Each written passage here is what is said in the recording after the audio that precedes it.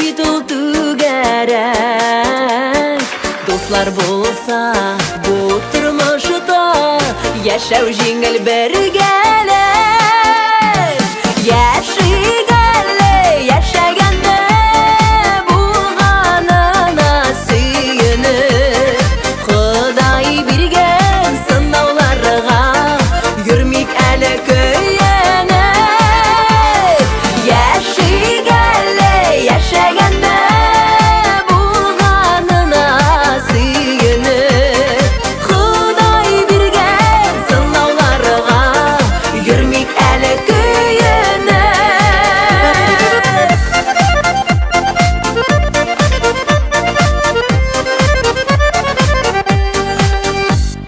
Dünya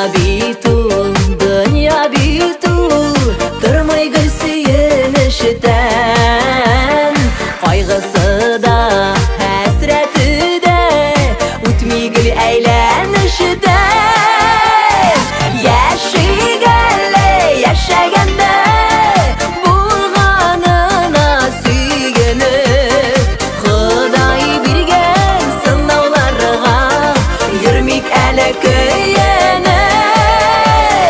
Yaşigale yaşaganda bulganına suyunur. Xuday birgen sınavlarga yürmik ele köyene.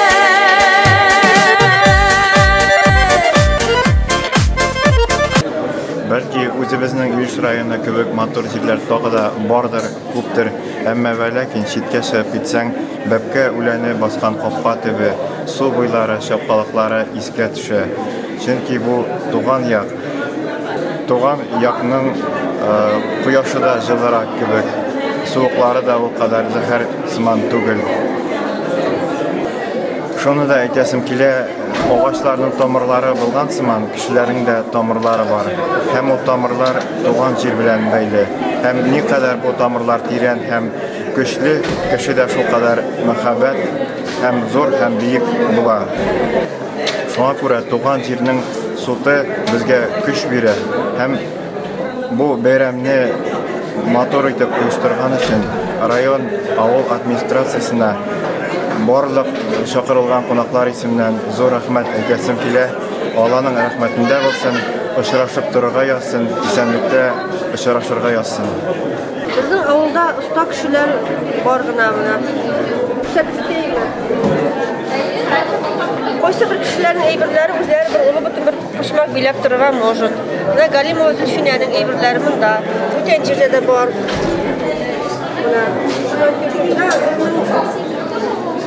Bu Naz deganna Biyulina qizning shashkalari. Ili mana bizning bunda 3-4 kishining uskular bilan beylagan shashkalari. Bular ilgiraq beylangan.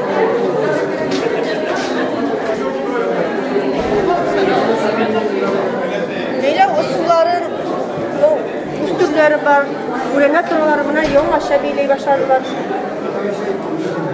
Buna bu bizning avuldaş xotinning buna bu bütün eybirsi onu qil.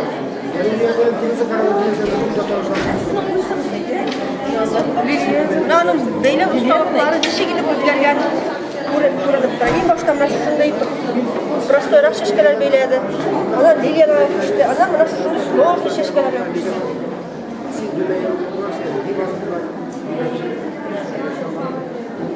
Shundan so'ng aytib ketasim kelar bizning territoriyada turli organizatsiyalar krujoklar ishlaydi. Mana bu origami krujogi maktabda qildi. Mana ularning ishlari.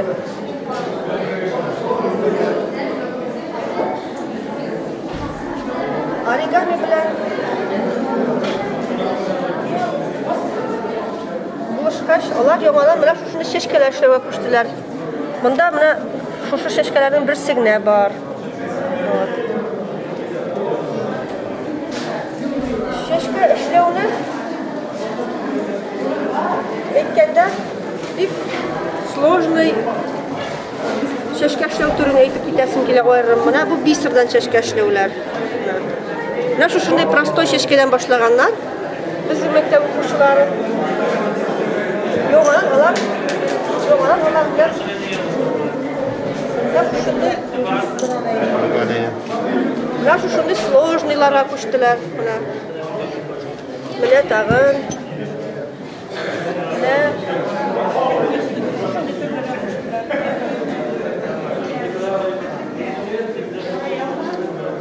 biz türlü jurnallardan, internetlardan görüp, kişi işlегәнгә кызыгып, klubda, библиотекада, клуб полезных советов бар безнең. Без дә бер занятиебезне шушында искусственный шешкәләргә багышладык. Менә шушы шешкәләр барсы да. Менә пластиковый шешәләрдән эшләнгән. Или менә одноразовый ложкалардан, пластмассовыйдан эшләнә. Оларны эшләп үрәнгәч, без соленый тестога да кызыктык. Интернетта бик күп нәрсәләр бар. Иң башта аның технологиясын өйрәнергә була. Менә шушындай вазалар эшләдек. Булар авыр түгел, просторак, а соңыннан сложный әйбергә күчәргә булдык. Менә монысы панно для кухни. Из соленого теста, разных семян. Вот.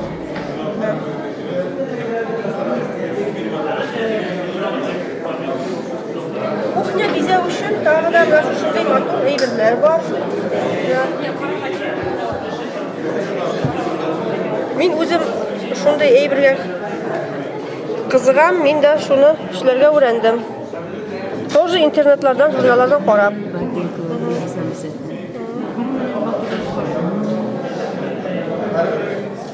Мин эшләгәнне күреп, менә безнең Кабирова Фәймәрият апада.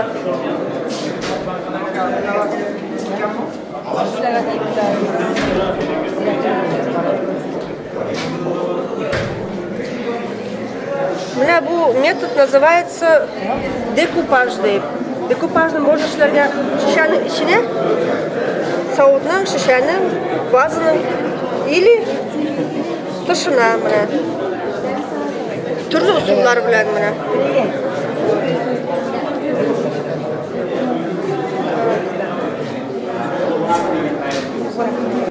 Безнең авылда шушындай уңган куллы кешеләр яшый. Өйләрен, дөньяларын матурлар өчен шушындай матур эшләр эшләйләр.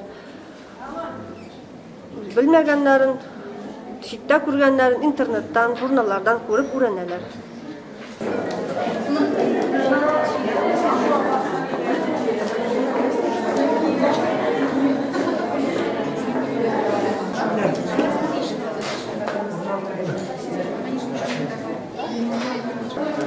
Шангариева Лидия. Демей авылда туып үскәнмен. Әлеге көнемдә Стәрлетамак шәһәрендә яшим. Буш вакытларымда кул эшләре белән шөгыльләнәм. Бәйлим, тегәм, үземнең күңелемне күтәрәм. Әлеге көндә үземнең туган ягымда үземнең кул эшләрем белән үз эшләргә булдым. Бәйләм белән мәктәп вакытларыннан шөгыльләнә башладым. Соңыннан эш арасында сменадан кайтканнан соң аларны эшләп ял итәм. Әлеге атакы мәртәбә белән чигүләр ошай башлады, чигә башладым. Үземә күрә чәчкәләрем дә бар. Шушы күргәзмәмне үземнең авылдашларыма, кече туган ягыма багышлыйм.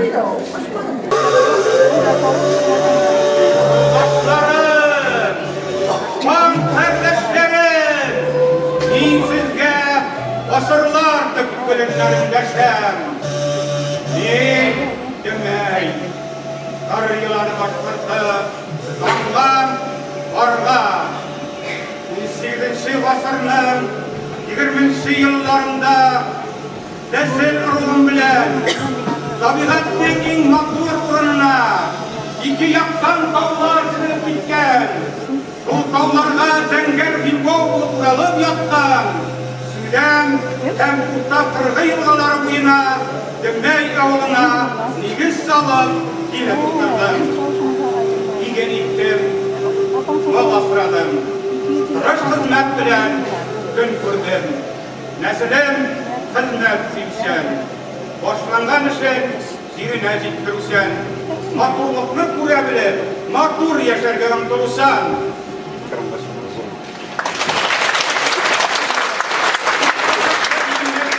Икмәкне ашап, балдай татлы чишмәләреннән суын эчеп, сандугаш җырыннан моң алып, җыр, моң сөюче уланнарым минем. Яңадан яңа казанышлар яулавыгыз, минем өчен сөенеч. Җәмәй авылында туып үскән, фән күрләрендә зур казанышлар яулаган Муллагали улы Хажгали Яббаровның Җәмәй авылы шәһәрәсе китабын чыгаруы минем өчен зур горурлык.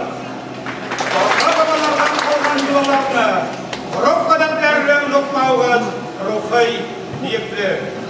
Чөнки үткәнен өйрәнгән, туганлык, нәсел җепләрен онытмаган халыкның киләчәге ышанычлы. Уланнарым минем, тыңлагыз, аңлагыз, киләчәк буыннарга да җиткерегез. Бердәмлектә көч, бердәм булыгыз, татулыкта көч, тату булыгыз, тынычлыкта көч, тынычлыкны сактагыз. Сугышларда түгел, ачуларда дан яулагыз. Минем изге фатихам сезгә, киләчәктә бәрәкәтле, мул, иман нуры балкып торган тормыш үрләрен яулаганда юлдаш булсын.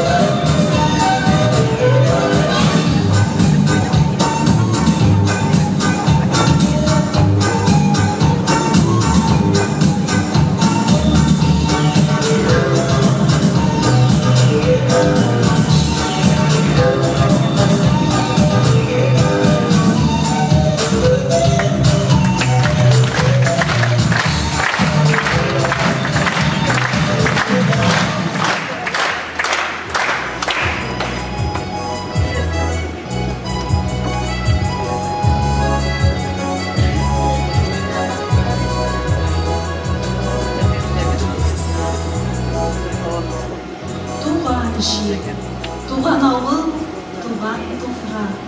Bu sözler her kişinin күңеленә иң изге, иң җылы хисләр белән язылып куелган. Кемдер бәхетен туып үскән җирдә таба, кемнедер язмыш җилләре ерак илләргә алып китә. Ләкин алтын таулар артында ышмак бакчалары кебек илләрдә яшәсәң дә, туган җир, туып үскән нигез, ялан аяк йөгереп үскән инеш буйлары, салкыны, сафлыгы, йөрәгенә үтәрлек чишмә сулары. Тәүге мәхәббәт хисләреннән башларын әйләнеп каршы алган тәүге таңнарын, сине җиде төн урталарында сагышларга салып төшләреңә керә. Һәм син сагынуларга чыдый алмыйча туган авылыңа ашкынасың. Туган авыл, ул бит сине кой тарафлардан, ничә еллардан соң кайтып керсәң дә, үзенең бүдрә таллары, ап-ак каеннары белән, сабыйын каршы алгандай кылаш җәеп каршы ала. Сине балачакның бәхетле гамсызлыгына, яшьлекнең кайнар дәртенә шырлы. Кадерле авылдашым, әйдә, дөньяның бөтен мәшәкатьләрен онытып, бер генә көнгә туган авылга әйләнеп кайтыйк әле. Туган авылым, туган җиркәем, ничек яшисең?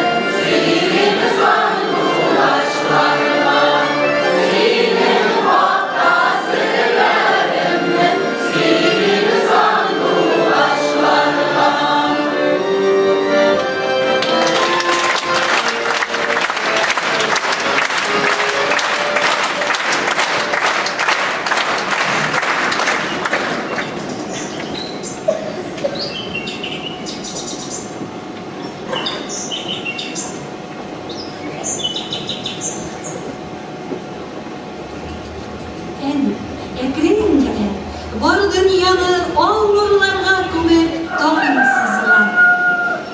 Таллыкта сандугачлар үзәкле җирлек моңнары белән таңны сәламлый. Таң әдәшләре кышкыра. Тирә-якны алтын нурларга күмеп кыйгаш чыга. Ара-тирә мал мөңгерәгәне ишетелә. Юл читендәге бәбкә үләннәрдә шыр яктара.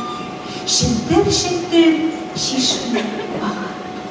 Аллы-гөлле чәчәкләрдән нечкә билле бал кортлары бал җыя. Әнем аргышта шалкы кайнала. Җырларда җырлана, төшләргә кереп саташтыра, сагындыра торган туган як шундый була инде ул.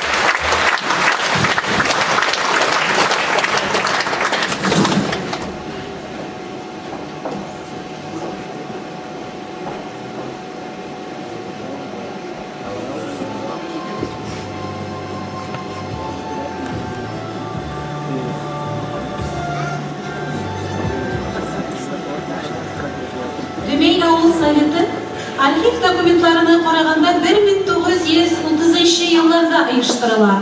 Ул вакытта ул Чакмагыш районына карый.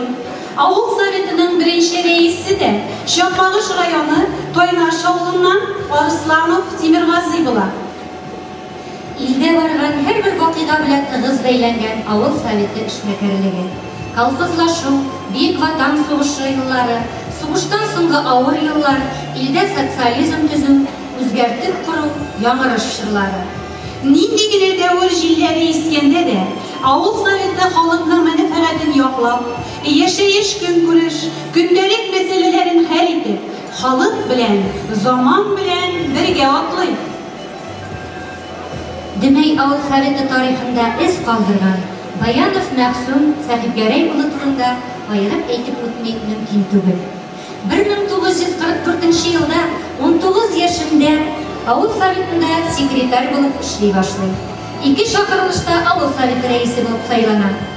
Хаклы ялга чыкканчы 43 ел гомерен авыл советы эшчәнлеге белән, авыл халкының тормышы белән бәйләгән абруйлы шәхесебезне бүген без зур хөрмәт белән искә алабыз.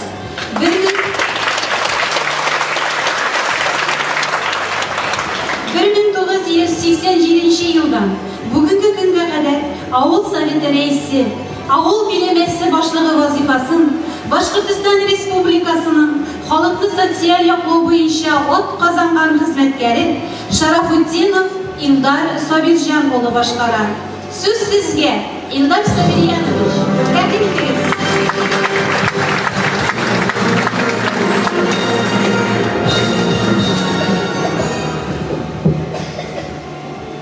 Hürmetli avuldaşlar, rayondaşlar, kayıtkan qonaqlar. Бүгінгі мәз матур бәйрәм кәсі бізді қабаттан тағында ұшыраштырған күнде біздің барлық ішінде туған жұрт, туған түбек болған Дөмей ауыл советі билемесінің өткеніне һәм қазіргісіне көз тастасақ, бұл 1930 жылы ұйыштырылып, 3 ауылны бірләштіріле, онда мыңнан артық халық есептәнә.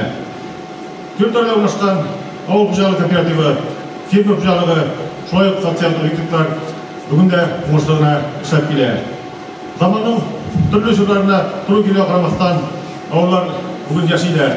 Һәм аларны төзекләндерүгә, һәм матурлауга лаеклы өлешләрен кертеп, барлык эшендә изге урыннар булган зиратларны яңадан тимер көмәк белән әйләндереп, аның йортларын яңартуда лаеклы өлеш кертеп, зур ярдәм күрсәткән абруйлы авылдашларыбыз Салихов Равис, Маликов Раис Саргышка, шулай ук Исанов Раис Акбулышка, Тасфиев Фирус, Гарифуллин Фаворис, Гримянов Нафис, шулай ук гумум чараларны үткәрүдә һәрвакыт ярдәм күрсәткән урындагы хуҗалык җитәкчесе Мухтаров Яминур Саилбышка, шулай ук авылдашларыбыз Даутов Дамир, Исанов Рөстәм, Шакирова Василия, Зарипов Ришат, Кадыргулов Вил һәм башка актив авылдашларыбызга бүгенге форсаттан файдаланып зур рәхмәт сүзләре җиткереп килә.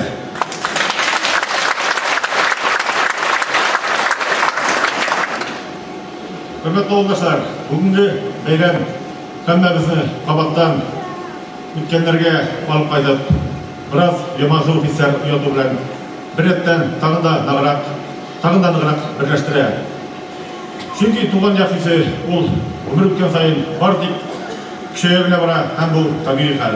Алда һәммәгезгә ныклы сәламәтлек, гомер юлларыгызда бар тик уңышлар, тыныч күк астында бәхетле тормыш, озын гомер теләсе килә. Бәйрәм белән, хөрмәтле авылдашлар.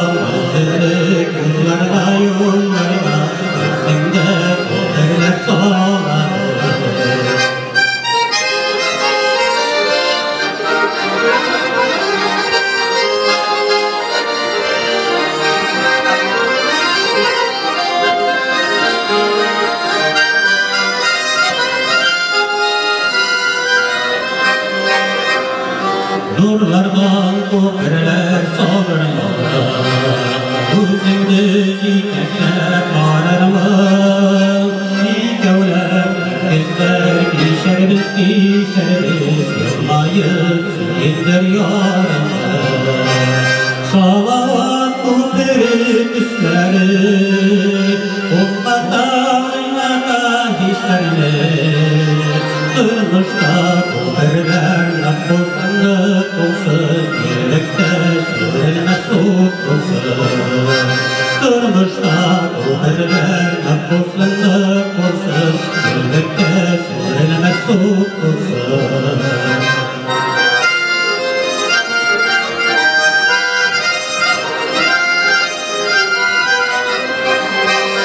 Sızılan salavat köprü, Gidelim yarına, Heykeliz yiğitlik rizamı, Çocuktan gene bağır var. Heykeliz yiğitlik rizamı, Çocuktan gene bağır var. Salavat köprü üstleri, Bunlarda oynata hislerini, Durmuşta köprüler olsun, Birlikte sürülme soğuk olsun. Durmuşta köprüler olsun, Birlikte sürülme soğuk olsun. Birlikte sürülme soğuk olsun.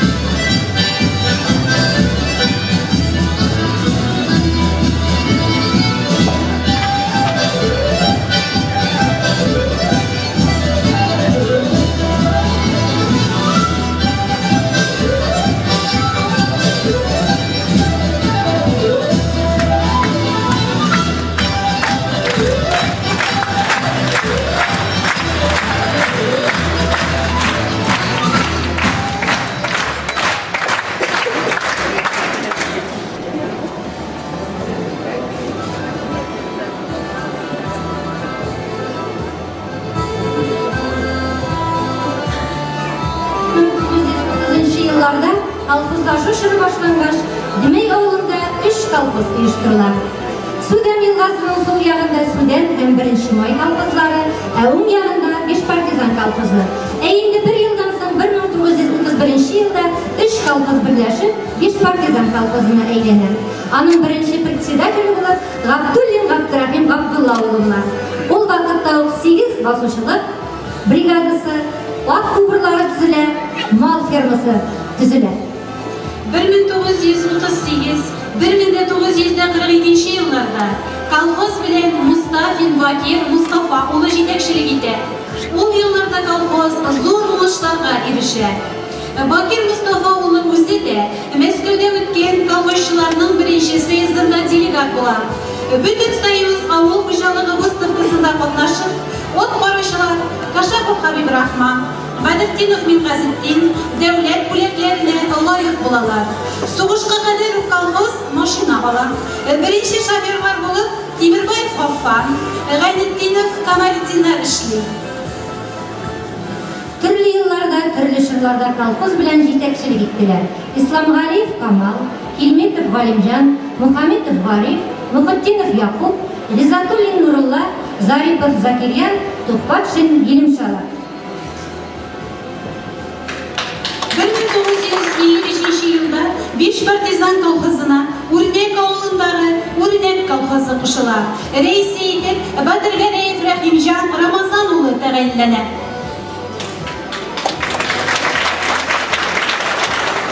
1957 елда 5 партизан колхозына Базыкуян авылындагы Шулпан колхозы кушыла. 1957 елда иңнәрендә шактый тәҗрибә туплаган, сугыш юлларын үткән 30 меңләрнең берсе Кыпшак авылыннан Гайнанов Нурмөхәммәд Шәмсиәхмәт улы сайлана.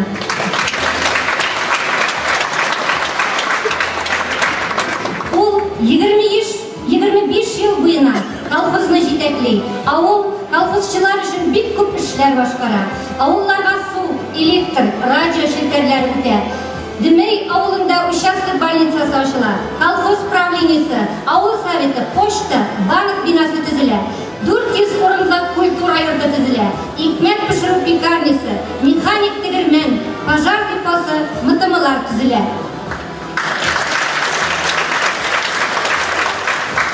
1982 елдан 1986 елларда 5 партизан колхозы рәисе булып, Абдулла авылында туган Гарифуллин Ришат Тимиргазиевич җитәкли. Колхоз, авыл үсешенә зур эшләр башкарыла. 200 урынлык Дүмәй урта мәктәбе, балалар бакчасы, колхоз белгечләренә, яшьләргә 20 квартира төзелә. Базыкуян авылында социаль пунктка фундамент салына. Малчылык өлкәсендә фермалар төзү буенча да бик күп эшләр башкарыла.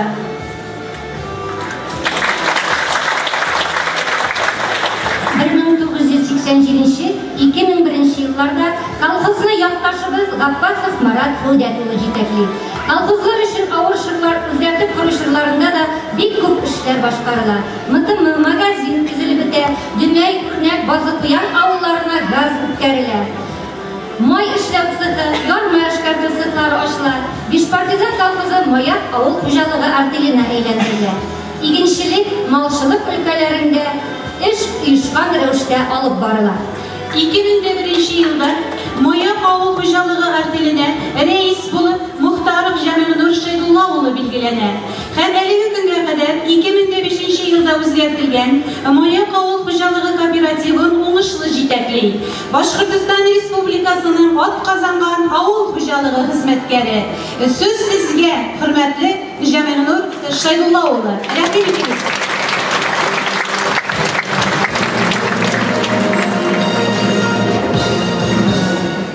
Хәерле кич, авылдашлар, якташлар, райондашлар, килгән кунаклар. Бүгенге мероприятие безнең мәктәп коллективы, сельсовет коллективы һәм колхоз коллективы җитәкчелегендә үтә. Бүген инде мин шушы сәхнәдән сезгә Маяк авыл хуҗалыгы эшчәнлеге турында әзрәк сөйләп үтәрмен. Безнең Маяк авыл хуҗалыгы растроительство, малчылык направлениесендә эш алып барыла. Бүген хуҗалыкта 4300 гектар җир эшкәртелә. Şularning 2700 гектары bizning bir turli kulturalar chechila, 500 gektarda raps kulturasi, texnik kulturalar, qolganlarında endi malchilik kulturalari egilar. O'sha yerlarni ishlarga uchun bizning xo'jalikda 28 traktor bor endi. O'sha ishlar, o'sha texnikalar bilan biz yozgi qilishlarin, kuzgi qilishlarin bizning xo'jalik ishchilari bilan o'ng'ishligina boshqarib kelamiz bugungi kunda. Xo'jalik endi şolay basuvchilikda endi o'simlikda o'zining inetali, super inetali oziqlar yetishtirib, o'sha xo'jaliklarga sotuv bilan shug'ullanadi. Былтыр 2015 yılda bizning xo'jalik 5000 tonnadan ortiq trak ko'lamda bir kulturalar jilab oldi. Şolay mallarga yetarli ko'lamda 37 000 gektar ko'lamida malchilik oziqlari әзерләнгән. Bu bizning qishloq shirida yetarli deb aytasi kelaydi. Şolay xo'jalik qayinda kishilarga 200 tonnadan ortiq boshliqlar taratdi. Malchilikda endi bizning xo'jalikda 1100 bosh gruppalarga iskat osalayında. Şulardan biz o'tgan yilda endi 12 000 gektar süt yetishtirib satdik. Bu planga qarata %5 sektor tashkil etdi. Şolay 200 sektor it yetishtirib satdik. Bu planga qarata %10% tashkil etdi. Şolay bizning xo'jalik endi bugun nesil kanalları yetishtirib Kurshi rayonlarga sotuv bilan shug'ullanadi. Maya былтыр endi biz To'g'rig'asi, Neka rayonlarida turli kanallar yetishtirib sotib turibdi. Şolay bizning xo'jalik o'ng'ishligina iqtisod ferma programmasida qatnashib ketdi. O'sha 3 yil deganda 35 millionlik tuzilish ishlari boshqardi. Bu ish yaratganda endi bizning malchilikqa o'ng'ishligina ishlarga yordam etdi. Aning negizi bo'lganda bugungi kunda xo'jalikda bizning bütün mallarni oshatiruv mexanikalashtirilgan, avtomatlashtirilgan. Yevsayni bizning xo'jalik ishchilariga bu kishi naqlab kamitildi, umayliklar qo'llanildi deb aytasi kelaydi. Shulay bizning endi xo'jalik avtopark yangartuv bilan aybatgina shug'ullandik. Bu yilgisi endi 2016-yilga Çaktaşkına biz bir kazimsot traktörü, 2 şaşıvaları yaptık, paytaktık. Hem bile yılgısı yılını tağıda indi, avtoparkını yangartuv için indi, kombayn parkını yangartuv için bir yangar kombayn alıp planlaştırırlar.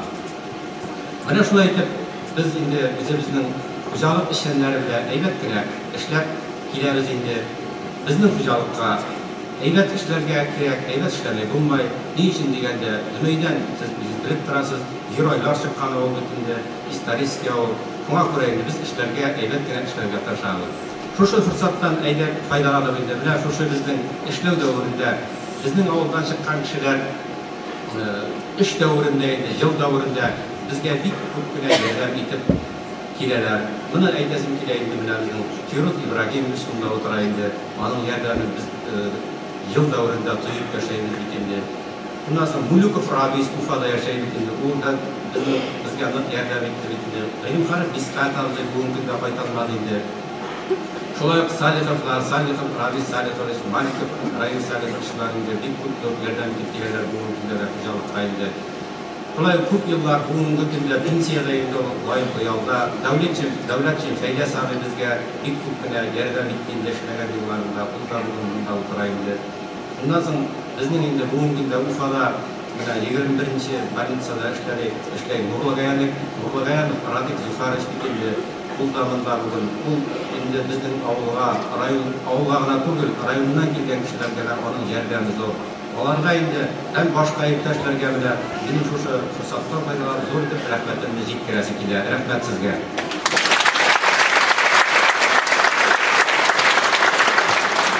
Shulay yurtdoshlar, biz yozda qir ishlari oldida turamiz endi. Buna endi benim aytasi keladi. Mana shu yozda qir ishlari boshlanir oldidan benim shu xalqqa dard istab, mana shulay bayram uyushtirgan uchun rayon administratsiyasına zo'r deb rahmat aytasi keladi. Mana bu shu merapariya, shu bayram bizga dard berir, tag'ida yaxshiroq ishlar biz deb aytasi keladi. Zo'r deb rahmat rayon administratsiyasiga. Tüzüm tanınıp нәрсе tezkireyinde. Bütünüzge de isenlik, sağlık, tazanıp, baqet, yazgı kırışların, düzgü kırışların birge işke başlarıp çıkayır.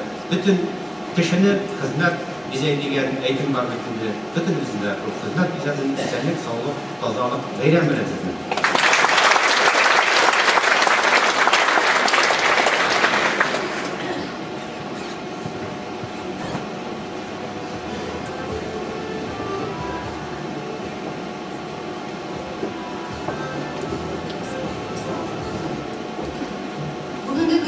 Bizning Demey Avul bilemesinde Hristiyan fermer hocalıkları Zaripov Rishad Emiryanulu hem Qadırgulov Ilgar Xarbullari bek uңushli ishlab edi. Avul bilemesinde o'tkazgan har bir sharaga o'zlarining zo'r ulushlarini kiritib, o'zlari bek tilab qatnashalar. Ularga da zo'r rahmatimizni bildirasi keladi.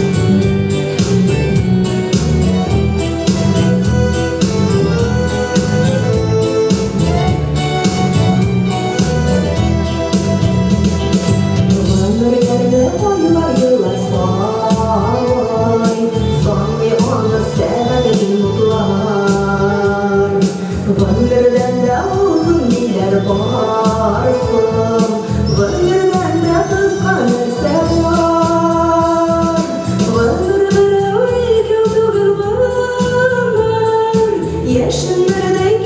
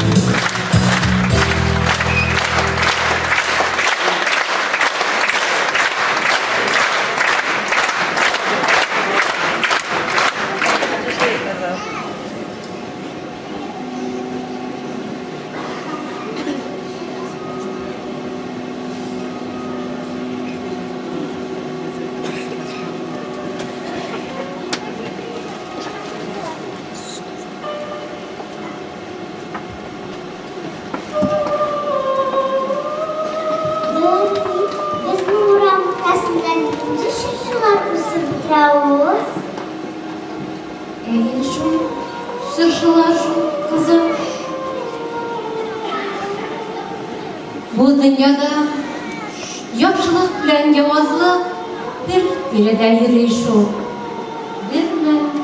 1918 yılga dövür jilleri vaqtarılıp kubarılgan vaqıtqa eylenip qayta bu vakigalar. Şemsiye ileynin kulu Zahid Yetmuhammed bilen soldattan qaytkaşta avul yigitleri Şeyh Sultan bilen Sabiryan kuruşup, sileşip otururga dep iş kılan Şemsiye ileylerge dolanalar. Avullu Qatışkeş boşlanları, bayları, onlarını ot korakları dip atap, yurtqa berip birerlerge onga batırganşı kıynap, meskarelep, karavul ine yapıpta kıyalar. Dün buyuna kıynalgan, meskarelengen bu bişavni, Uram buylap, at kıyrığına takıp yürüterlerdi. Avuldan 3 şakırım yiraklığındağı ulet bazına iritip kumeler. 3 gün, 3 gün kabir üstündeki tufrak, onların yürek ernulerinden dirildep durar.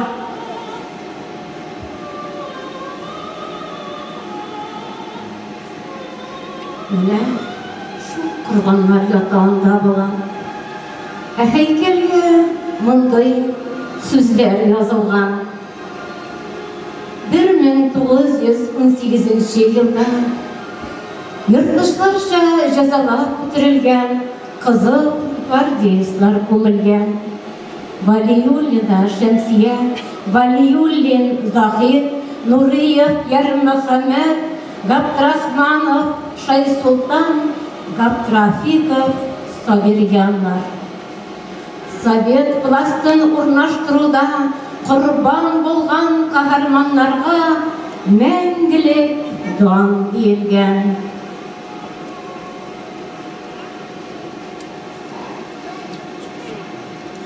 Şemsiye apam iskengeynin Düşüp kalgan katası, kimler onu öldürdüler, bu kimlerinin hatası?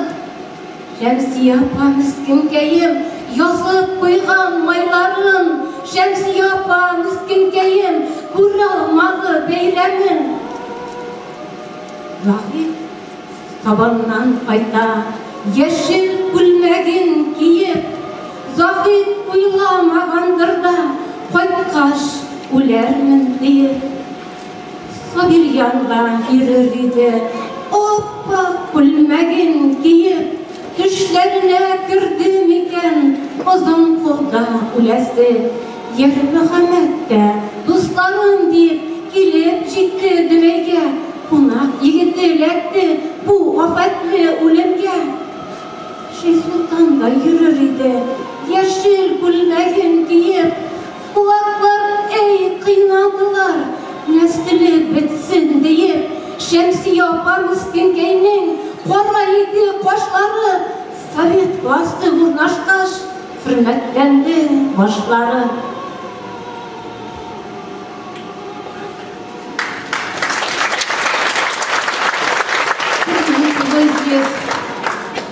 Yigirme 8. yılının 1. mayında bu Bişav'ın siyeklerin jinap alıp, Mine Şavcı avul ortasındağı tuğanlar kabirligine girdiler. Her gün dağlar atkan sayın, uramdan ötken her kişiye, Giringine isken jilge, kulların bulgap, ey kişiler, yaşayan gününüzün yokluğu buluğu için, derya bulup kanlar akkanın, bəxtnin, kuzgeşi, ut, yolkun aşağı birilgenin, unutmağız. Durmuşnun, bəxtigiznin, hem kişilerinin kaderin biligiz. Zeteler gibi. Biz diriler, merhumlarının hürmetine var deyip dua kılıp kına olanın halen dinleydiniz. Gel ona, haydi.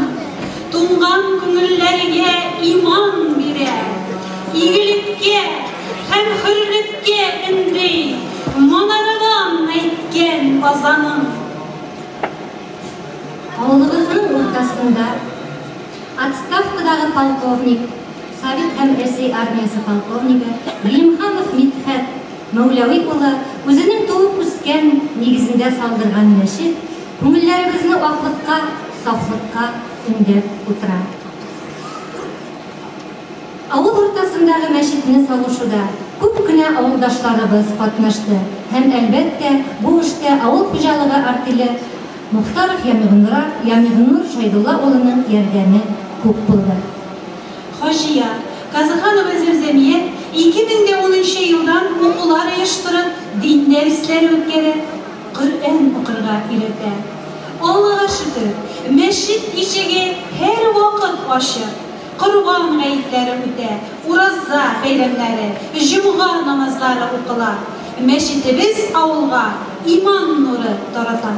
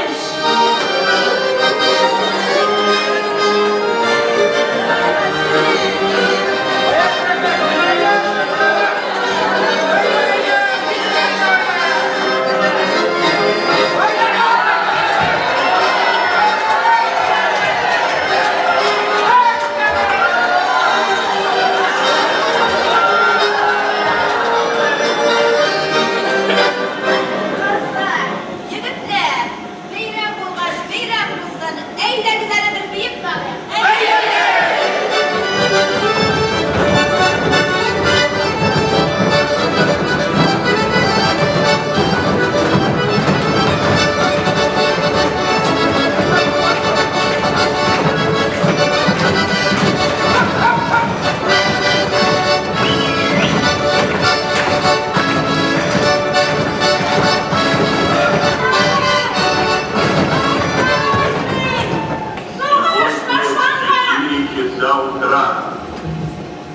Без всякого объявления войны германские вооруженные силы атаковали границы Советского Союза.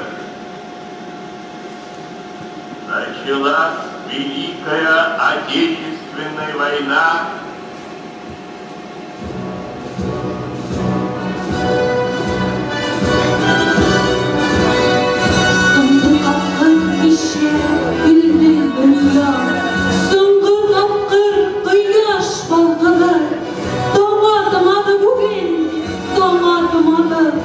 Oldu yerinde soğuş yolkanı, iri yigitler gitti, avul yılap kaldı, şovlap kaldı yigin bilgiri, basu kapkasına eder zata vardı, yeşil arttı, hapsı üzülür.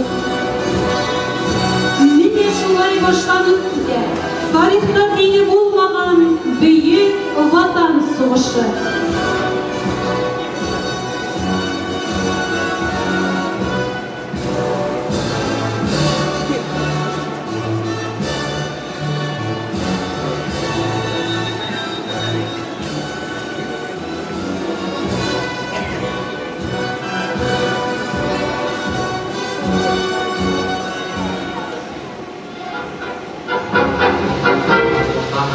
Zanim солнце нежно с морем прощалось, в этот час ты призналась, что нет любви. Мне немного взгрустнулось, без тоски, без печали, в этот час разлучали слова твои. Остаемся, я не стану злиться. Виноват и в этом ты и я. Утомленное солнце нежно с морем прощалось, а в этот час ты призналась, что нет любви.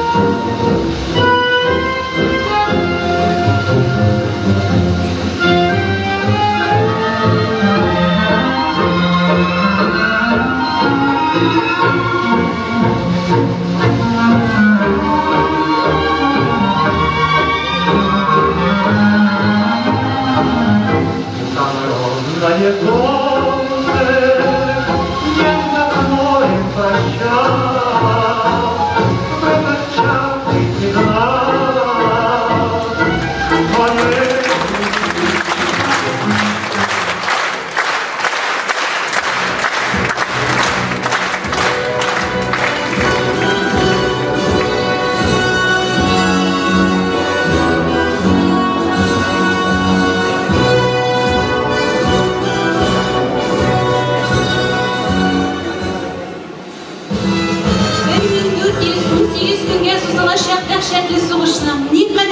барасында, миллионларның яукырынан әйләнеп кайтпай яшаганда, әле бер көндә белми идек. Безнең Дүмәй, Үрнәк, Базы Куян авылларына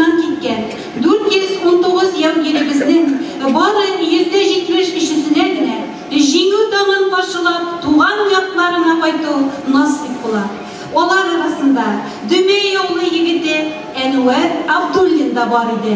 Сугышта күрсәткән батырлыклары өчен аңа Советлар Союзы герое исеме бирелә.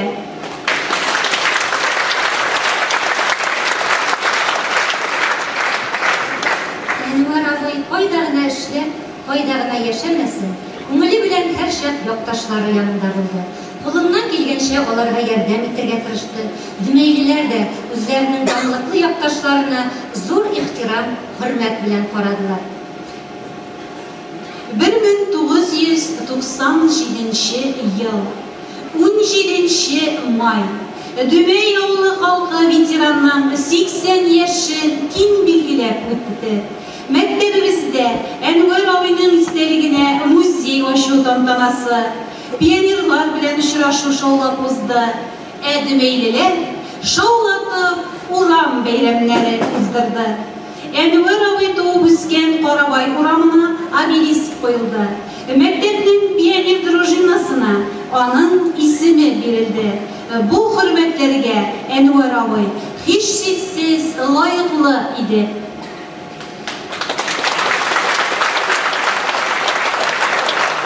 Батырлык бер кайчанда юктан бар булмый. Ул туган туксага, туган төбәккә мәхәббәттән сакчыга. Әнвәр абыйның да һәр сүзендә, һәр эшендә туган ягына шиксез мәхәббәте сизелеп тора иде. Ул үзенең истәлекләрендә дә шулай дип язган. Сугыш яланнарыннан исән-сау әйләнеп кайтуына, бу дәврдәге яман чирләргә бирешмәвемә мин Сүдән һәм Базы елгаларының суларына бурычлымын. Сабый чагымда көн буена шул елгаларда су керүләрем, балык тотуларым шыныктырды мине. Үзләренең батырлыгы белән мәңгелек хөрмәт тойгысы уяткан исемнәр буыннан буынга кабатланыр. Аларның якты истәлеге безнең күңелләрдә мәңге сакланыр.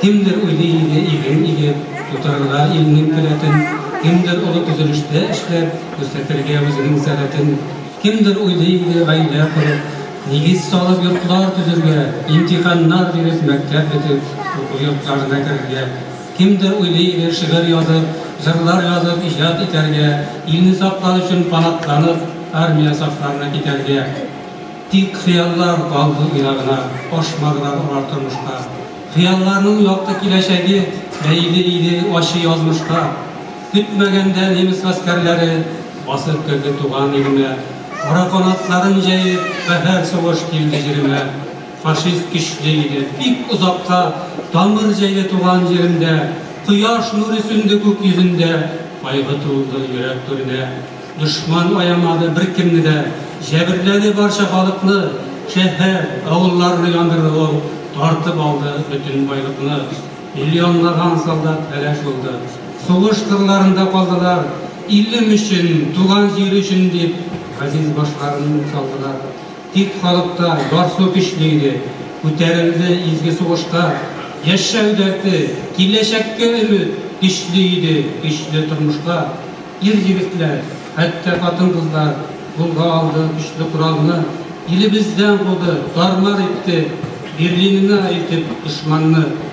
75 yıl bizim tanış ilinin, Uyaş balkayı tanış gününde, Жеңіл таңын халық бәйрәм ете туған елінің езге жерінде.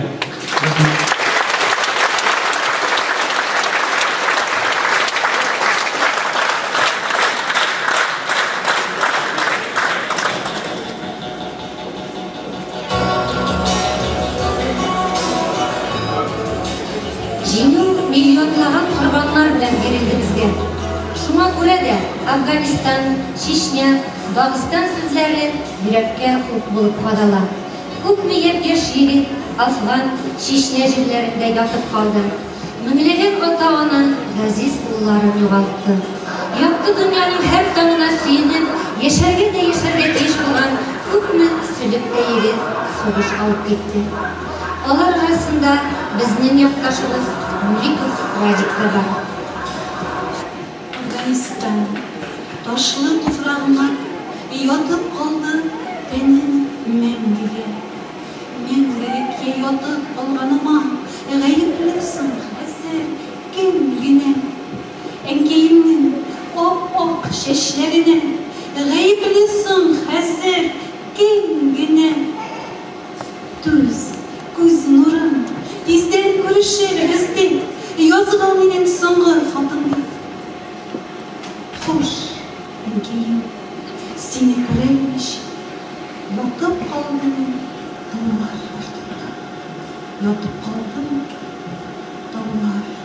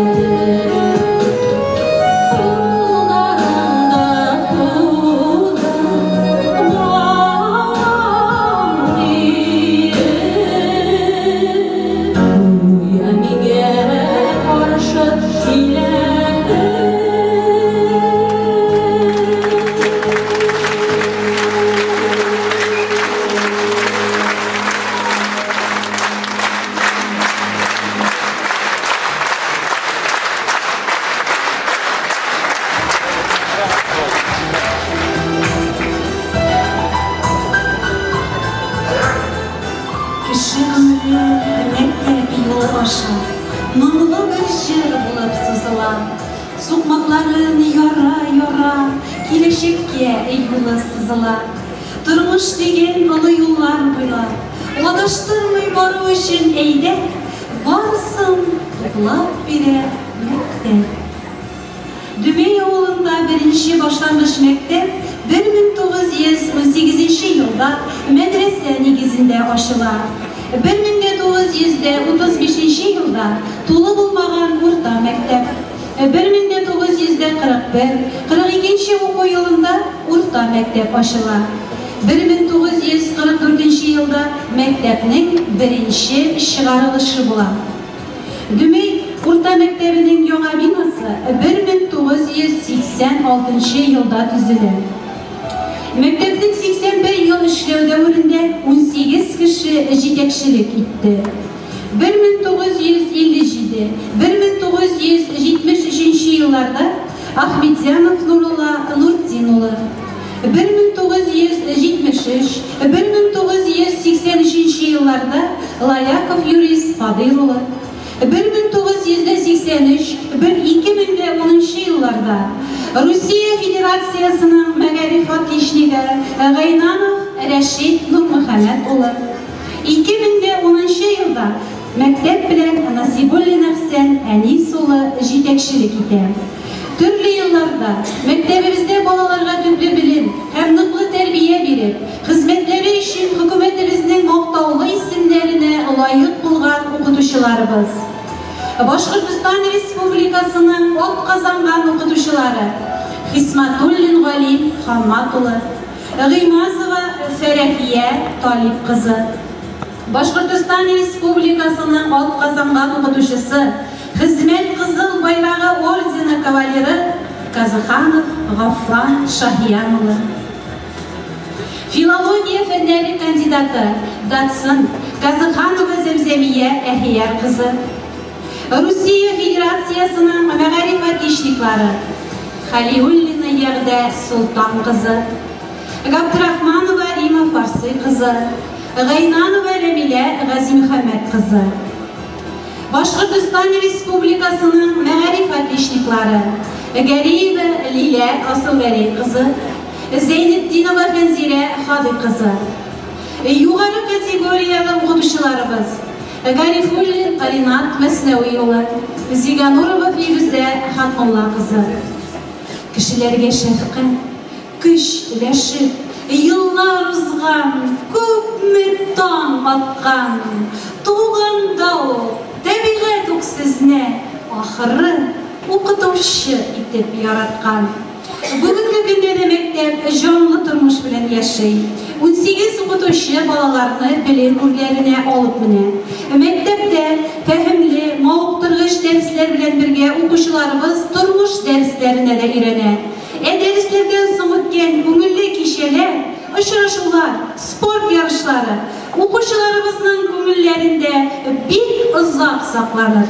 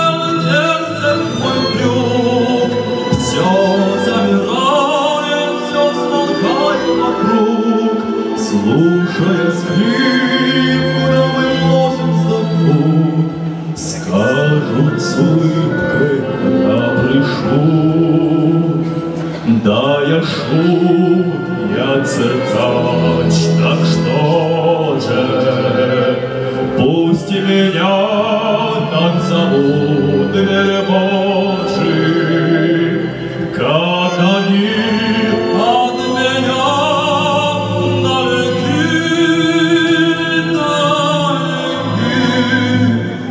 никогда не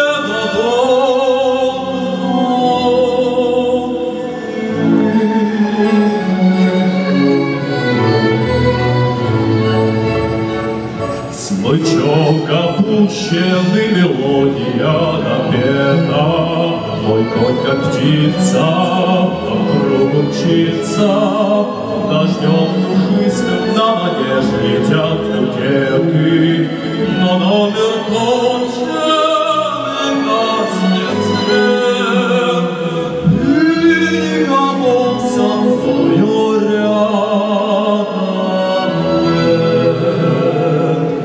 Цветы роняют лепестки на песок, никто не знает, как мой путь одинок. Сквозь снег и ветер идти суждено, нигде не светит мне родное окно. Устала греться у чужого огня, но где же сердце, что полюбит меня? Живу без ласки, боль свою задая. Всегда быть в Москве, судьба моя.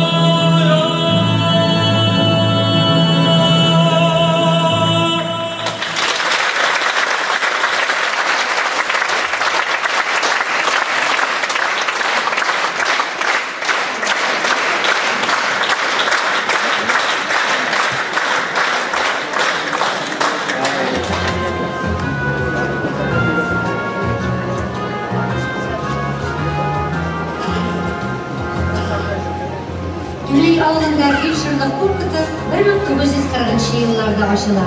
Аның алыштыргысыз хезмәткәре булып, авыл халкы белән бөек ватан сугышы чорындагы авырлыкларны, кан ширен, ачлыкны, сугыштан соңгы авыр елларны бергә кичергән. Шул елларда дөньяга килгән балаларга киндек әнисе булган. Фельдшер акушер Султанова Бибизянованы бүген без җылы хисләр белән искә алабыз.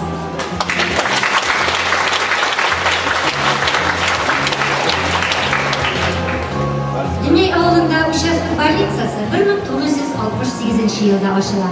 Беренче баш табиб булып Шакмагыш районы Тайнаш авылыннан Исхаков һәм Сәхип улы. Ул 1968-71 елларда эшли.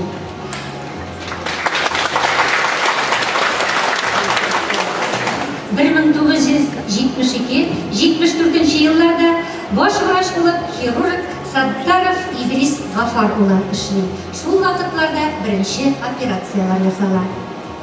1974-2005 елларда Дүмей участок больницасын югары категориялы врач, халыкның зур ихтирамына лайык булган Ямалтдинов Шамил Галләм улы җитәкли. Ул елларда больница авыл халкының сәламәтлеген саклау буенча зур уңышларга ирешә. 2008 елда Дүмей врач амбулаториясы эшли башлагач, баш табиб Башкортстан Республикасының атказанган медицина хезмәткәре Ямалтдинова София Исмаил кызы. Ак халатлы хөрмәтле больница хезмәткәрләребез эшләрен зур җаваплылык белән башкаралар һәм безнең хөрмәткә ия. Бүген безнең бәйрәмебездә кунакта Башкортстан Республикасының атказанган врачы, югары категориялы врач-травматолог, ортопед, медицина фәннәре кандидаты, драматург Нурлыгаянов Радик Зөфәр улы.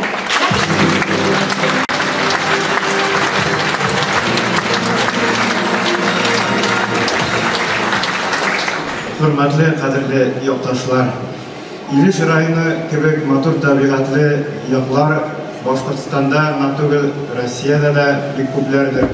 Әмма вәләкин ерак чит якларга киткәндә һәр вакыт күз алдына туган як, бәккә үләне каплаган капка төбе, өмәй мең су буйлары, чокалыклары искә төшә. Чөнки бу туган як. Туган якның кояшы да жылырак кебек. Салкыннары да ул кадәр салкынсыман түгел. Чөнки бу туган як. Хөрмәтле якташлар, агачларның гына түгел, кешеләрнең дә тамырлары була. Кешеләрнең тамырлары ул туган җирдә. Һәм бу тамырлар күпме тирән һәм көчле, кешеләр дә, агачлар да шул кадәр көчле, мәхәббәт һәм күркәм булалар. Бу тамырларны корытмыйк, туганнар. Кайтып йөрик, очрашып торыйк, исәнлектә булыйк. Һәм менә бүгенге фәһимле, тәрбияви һәм күркәм бәйрәмне оештырган район, авыл хакимияте, Дөмәй авылы урта мәктәбе коллективы зур көч салды. Аларга зур рәхмәтләребезне җиткерәбез.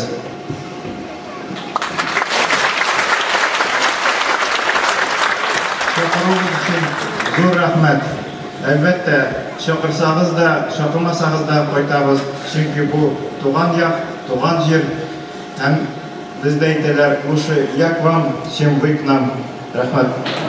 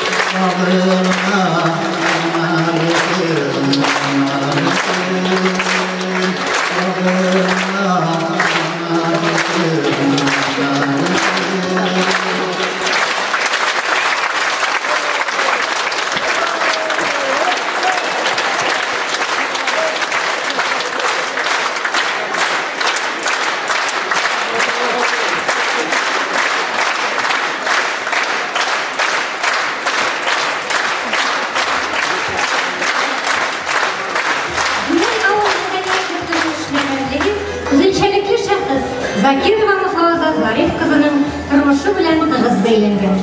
Стәрлетама культуралык арту училищесын тамамлап кайткан кыз авыл мәдәният тормышына өр-яңа сулыш бирә.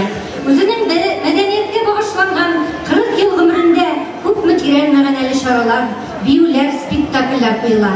Мәдәният йортында оештырылган һәрбер чарага тамашачы ашкынып, зур бер могҗиза көткәндәй бара иде. Бүген сәхнәдә чыгыш ясаучыларның да мәдәният иленең серле дөньясына тәүге адымнарын ясарга Муфаваза ярдәм иттерсәк, һич тә яңлышмабыз. Хаклы ялда булуына карамастан, әле дә үзенең киңәшләре, сүннәс дәрте белән ярдәм итеп торган, авылдашларның тирән хөрмәтенә лаек булган Закирова Муфаваза Зариф кызына зур рәхмәтебезне белдерәбез. Бүгенге көндә безнең авыл мәдәният культура йорты гөрләп тора. Моңа шаһит булып, бүгенге концерт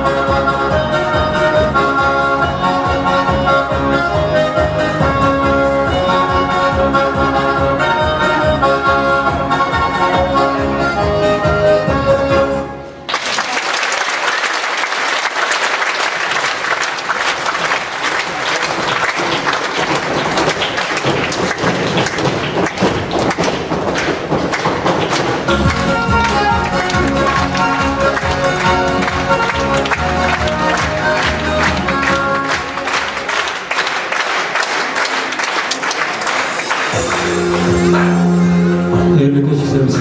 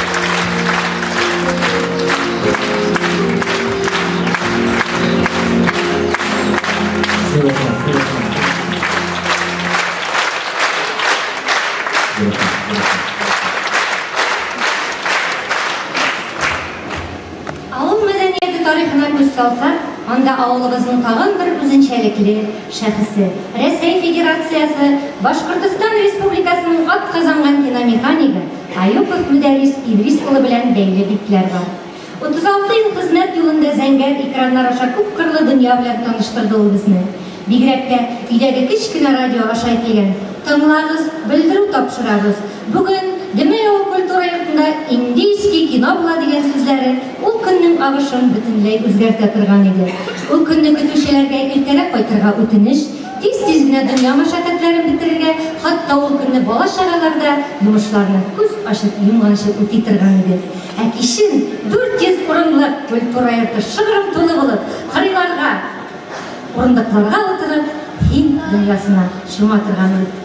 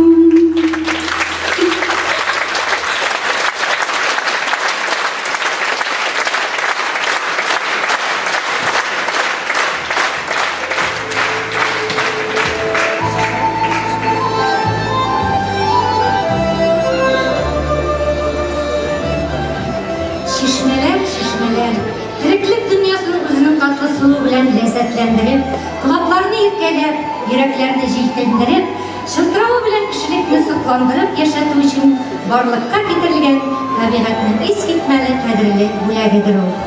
Шишмәсез авыл юктыр. Безнең дә үзебез өчен бик кадерле шишмәләребез бар. Ул Дөмәй авылында, Шыңка һәм Үрнәк авылында Кадыргулов Венилдар Камулы төзегән Зәмзәм шишмәләре. Авылдашларыбызның, кайткан кунакларыбызның яраткан ял итү урынына әйләнеп бара шишмәләребез. Ата-бабаларыбыздан калган йола, кәкүк шәйләре дә шишмә буенда үтә.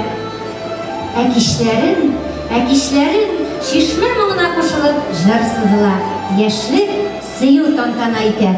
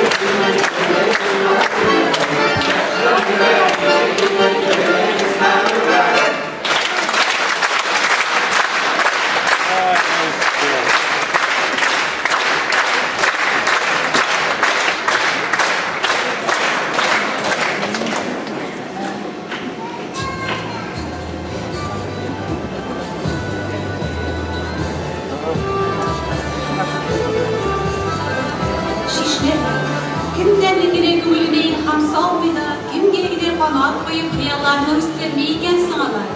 Bizning bugungi bayramimizda yoktaş şairimiz Urnek avulu yigiti, Rossiya Federatsiyasi ham Bashqirtiston Respublikasi Jurnalistlar soyuzi a'zosi Nizamutdinov Manavis qatnashar. Rahmat etingiz, Manavis Zufarova.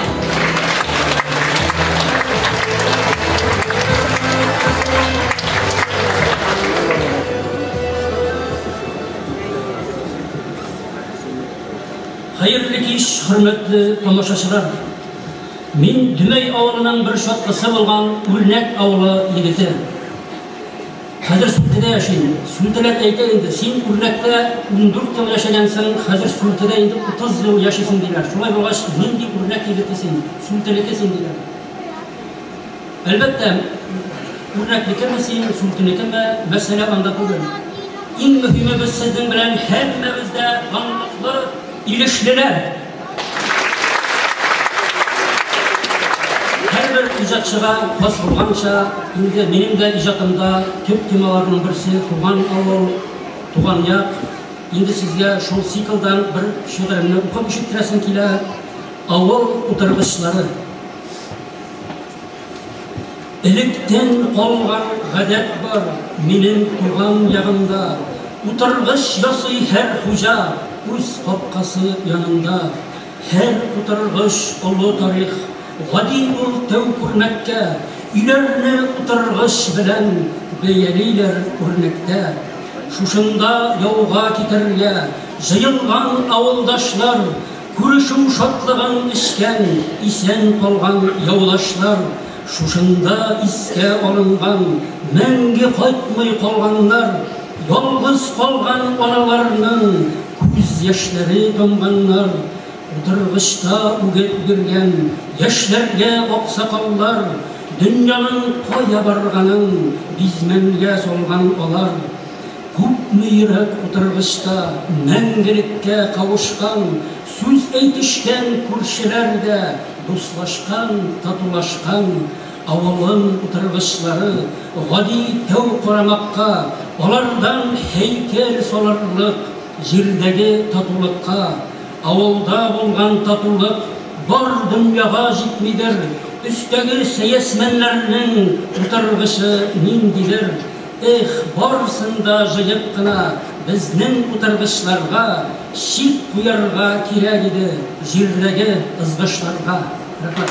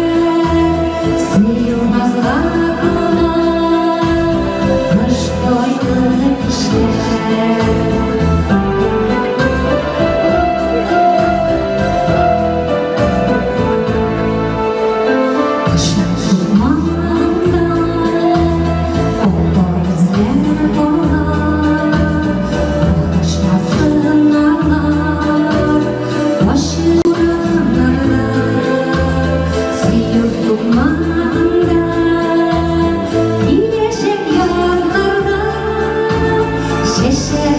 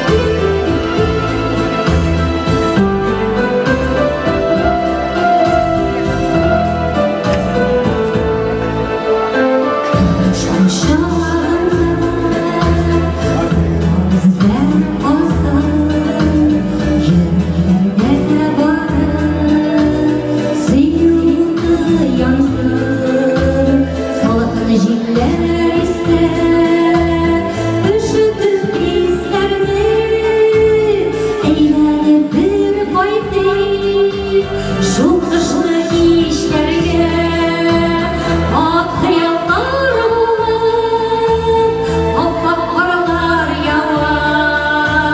Шушы матурлыкта тынып калган дөнья, ап-ак каралар кебек уяна сап истәр. Серьезно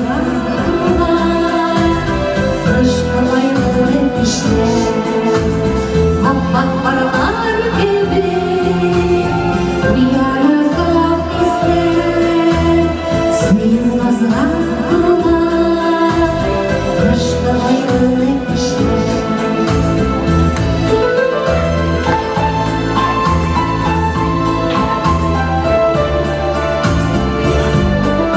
Ак хыяллар булып, ап-ак паралар.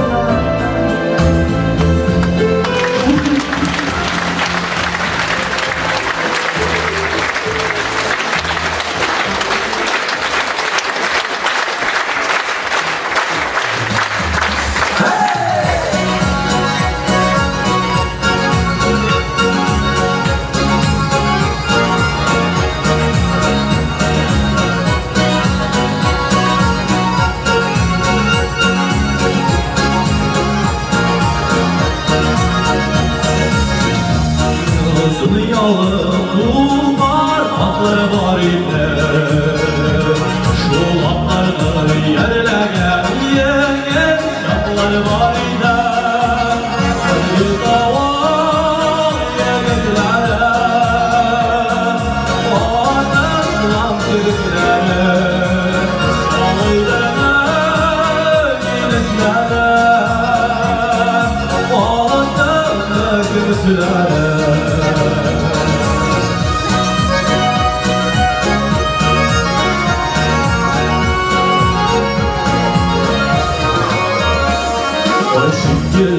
Bırakıp kuyenler yüreğime Ağlaşıp taşınıp gittik Yorulmuş bir yürekme Biz bir daval yegitlere Varıslan kirklere Şalıydırına gidişlere Vatanı gülüşlere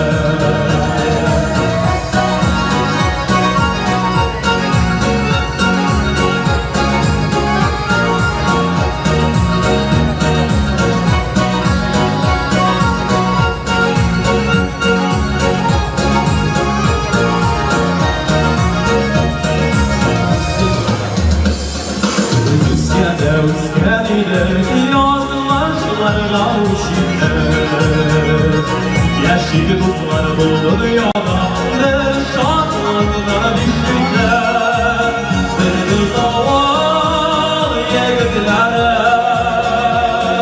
Varlıklan gidiklere Şalıydırına gidişlere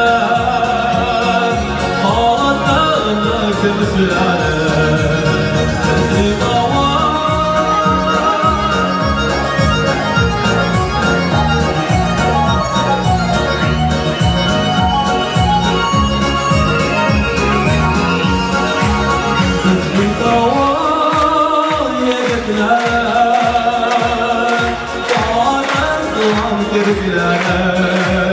Şalıydırına gidişlere Vatanı gülüşlere Bir daval yegitlere Varıslan kirklere Şalıydırına gidişlere Vatanı gülüşlere